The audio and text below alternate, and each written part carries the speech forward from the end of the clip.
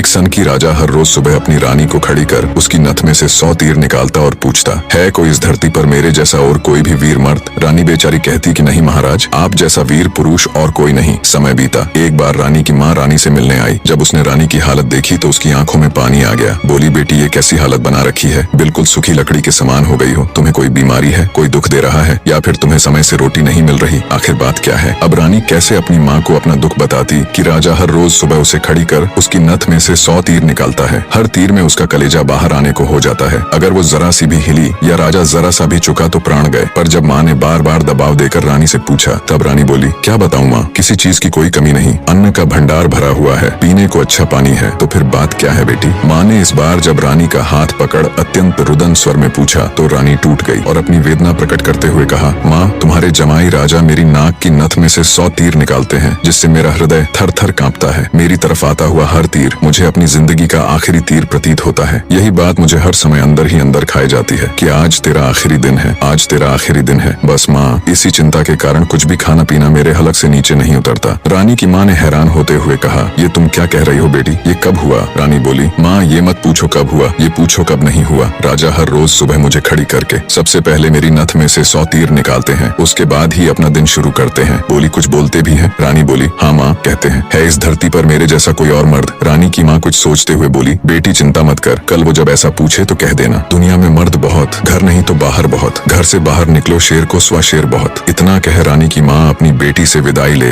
अपने घर चली गई। अब रानी को इंतजार था तो बस अगली सुबह का। राजा ने सोती हुई रानी को हाथ पकड़कर उठाया और कहा, रानी आ जाओ, समय हो गया। रानी ने सोचा, हे भगवान, बस आज और बच जाऊं, फिर तो जो माँ कहकर गई थी वो बोल दूंगी। और उठकर बाग में जाकर आंख बंद करके अपनी नथ पकड़कर खड़ी हो गई। राजा ने रोज की तरह एक के बाद एक 100 तीर रानी की नथ में से निकाले। तीर निकाल राजा बोला, बोल रानी, है दुनिया में मेरे जैसा कोई और शूरवीर मर्द? रानी हिम्मत जुटा बोली, महाराज दुनिया में शूरवीर मर्द बहुत, घर नहीं तो बाहर बहुत, आप बाहर निकल के देखो शेर को सवा शेर बहुत। राजा हैरान होते हुए बोला, ठीक है रानी, अगर यही बात है तो कुछ खाने का सामान दो, मैं जा रहा हूँ बाहर शूरवीर मर्द देखने, मैं भी तो देखूं है कोई मुझसे ज्यादा शूरवीर मर्द इस दुनिया में। थोड़ा बहुत खाने पीने का सामान ले राजा निकल पड़ा। चलते चलते एक कच्चे रास्ते पर हो लिया। थोड़ी दूर ही चला तो आगे देखा एक आदमी रास्ते के किनारे पर लेटा ऊपर की तरफ एकटक देख रहा है। राजा को बड़ा कौतूहल हुआ। ऊपर की तरफ देखा तो उसे सिवाय सूर्य की तेज किरणों के कुछ दिखाई नहीं दिया। गया जिज्ञासावश उसके पास और पूछा, क्यों भाई, ऊपर क्या देख रहे हो? काणे आदमी ने कहा, इंद्र के अखाड़े में परियों का नाच हो रहा है, वो देख रहा हूँ। राजा ने एक बार फिर से ऊपर देखा पर उसे कुछ दिखाई न दिया तो उसका आश्चर्य बढ़ गया। काणे आदमी ने ऊपर की तरफ ध्यान लगाए लगाए राजा से पूछा, तुम कौन हो भाई और कहाँ जा रहे हो? राजा बोला, मैं मालवा का राजा उत्पल राज हूँ, मैं दुनिया में शूरवीर मर्द देखने जा रहा हूँ। काणे को बड़ा कौतुक हुआ। बोला, तो थोड़ी देर मेरी प्रतीक्षा करो भाई। नाचते नाचते एक परी की पाजेब टूट गई है, वो नीचे गिरने वाली है, बस उसको लेकर मैं भी तुम्हारे साथ शूरवीर मर्द देखने चलूंगा। कुछ ही देर में आकाश से छम की आवाज से एक पाजेब नीचे आ गिरी। काणे ने उसे उठाया और जेब में रख लिया और बोला, अब चलो भाई मर्द देखने। मर्द कैसे होते हैं मैं भी तो देखूं। राजा के आश्चर्य की कोई सीमा नहीं थी। उसका अहंकार तो यही नष्ट हो चुका था, उसकी हवाइयां उड़ चुकी थीं। सोचा कि तू तो रानी की नथ से तीर निकाल अपने आप को सबसे बड़ा मर्द समझता था, तेरे से ज्यादा तो ये काणा है। एक आंख से अंधा होते हुए भी इंद्र के अखाड़े में क्या हो रहा है देख लेता है। अब राजा और काणा आदमी दोनों एक साथ चल पड़े मर्द देखने।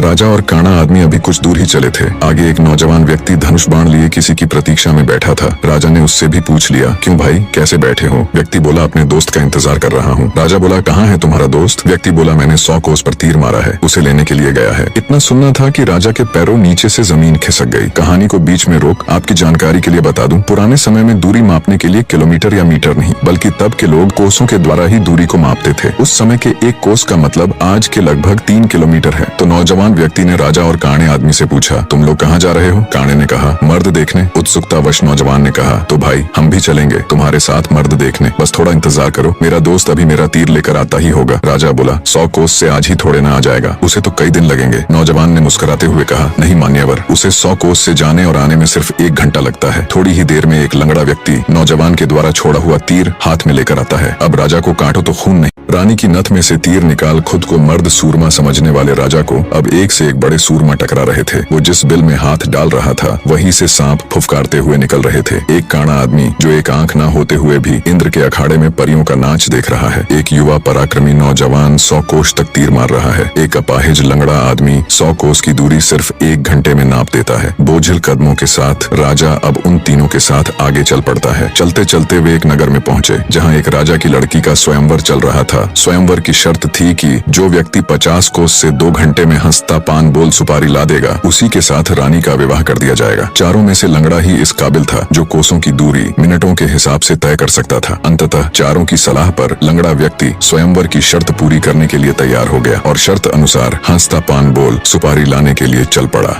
रानी के स्वयंवर की शर्त अनुसार लंगड़ा व्यक्ति तेजी के साथ उस दिशा में बढ़ने लगा जहां हंसता पान बोल सुपारी का पेड़ था। अपनी दिव्य गति से थोड़े ही समय में वो उस पेड़ के पास जा पहुंचा। उसने सुपारी तोड़ी और अपनी जेब में डाल ली। सोचा अभी तो बहुत समय है, क्यों न थोड़ी देर सुस्ता लिया जाए। ये सोचकर वो उस पेड़ के नीचे सुस्ताने के लिए लेट गया। ठंडी हवा के झोंकों से जल्दी ही उसकी आंख लग गई। उधर तीनों की समय बीतने के साथ साथ चिंता बढ़ रही थी। 2 घंटे पूरे होने को आए थे, बस थोड़ा समय ही बचा था। नौजवान तीरंदाज ने कहा, इतना समय तो उसे कभी नहीं लगता, जरूर कुछ बात है। काने आदमी ने कहा, रुको मैं देखता हूँ। जब काने ने देखा तो वो पेड़ के नीचे सो रहा था और पेड़ से एक खूंखार जहरीला सांप उसे काटने के लिए उसकी तरफ बढ़ रहा था। जब ये बात उसने साथियों को बताई कि वो तो सो रहा है और एक जहरीला सांप उसकी तरफ बढ़ रहा है, तब तीरंदाज नौजवान ने काने से कहा, तुम मेरे तीर का निशाना सांप के फन पर लगाओ। काने ने कहा, हाँ ये ठीक है, निशाना लगाकर मैं हुंकारा भरूं तब तुम तीर छोड़ देना। काने ने तीर को सांप के फन की दिशा में लगाकर जैसे ही हूं कहा, तीरंदाज ने तीर छोड़ दिया। तीर सीधा जाकर सांप के फन पर लगा और धड़ाक की आवाज के साथ सांप नीचे गिर गया। आवाज सुन लंगड़ा आदमी हड़बड़ाहट के साथ उठकर बैठ गया। देखा तो एक जहरीला सांप उसके पास मरा पड़ा है और उसके दोस्त का तीर सांप को लगा हुआ है। सारा माजरा समझते उसे देर न लगी। वो दिव्य गति से नगर की ओर दौड़ा। समय रहते वो हंसता पान बोल सुपारी लेकर राजमहल पहुंच गया। अब समस्या ये थी कि राजकुमारी पर असली हक किसका है। राजा अगर घर से मर्द देखने नहीं चलता तो ये सारा किस्सा ही शुरू नहीं होता। काना अगर अपनी दिव्य दृष्टि से देखकर लंगड़े व्यक्ति को सांप से नहीं बचाता तो राजकुमारी के स्वयंवर की शर्त कैसे पूरी होती। नौजवान तीरंदाज के पास 100 कोस तीर चलाने की क्षमता न होती तो भी उसके मित्र को सांप डस लेता और शर्त पूरी नहीं होती। लंगड़े व्यक्ति के पास दिव्य गति न होती तो भी राजकुमारी स्वयंवर की शर्त पूरी न होती।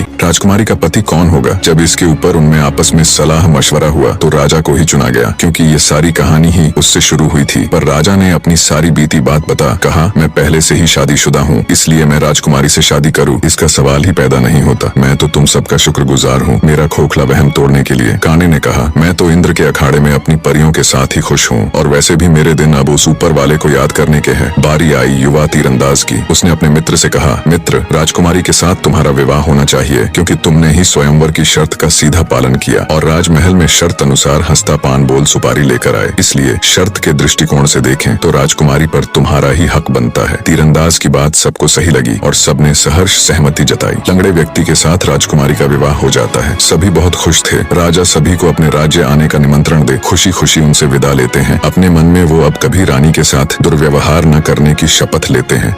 निष्कर्ष, वास्तविक वीरता केवल बाहरी शक्तियों में नहीं बल्कि आंतरिक विनम्रता, संयम और दूसरों की महत्ता को समझने में होती है। राजा उत्पल राज्य ने स्वयं को सबसे बड़ा शूरवीर माना और अपने अहंकार में अंधा हो गया था। वह अपनी रानी पर अत्याचार कर अपनी वीरता का प्रदर्शन करता था, परंतु वास्तव में वह अपने भीतर की हीन भावना और असुरक्षा को छिपा रहा था। अपनी यात्रा के दौरान राजा की ऐसे व्यक्तियों से मुलाकात होती है जिनकी क्षमताएं उससे कहीं अधिक होती हैं। उस एक आंख वाले व्यक्ति का दिव्य दृष्टि से इंद्रलोक का नृत्य देख पाना, उस युवा तीरंदाज का 100 कोस दूर तक तीर मारना और अपाहिज व्यक्ति का अद्वितीय वेग से दूरी तय करना, ये सभी घटनाएं राजा को यह समझाती हैं कि यह संसार अप्रतिम और असीम क्षमताओं का भंडार है। हर व्यक्ति में कुछ न कुछ विशिष्टता होती है और किसी को भी स्वयं से निम्न समझना उसके प्रति अन्याय है। अंततः सच्ची महानता और शक्ति आत्मनिरीक्षण, अपने अहंकार को त्यागने और हर व्यक्ति को उसकी श्रेष्ठता के साथ स्वीकार करने में है। अहंकार नष्ट करने से व्यक्ति का हृदय प्रेम, आदर और उन्नति का मार्ग है।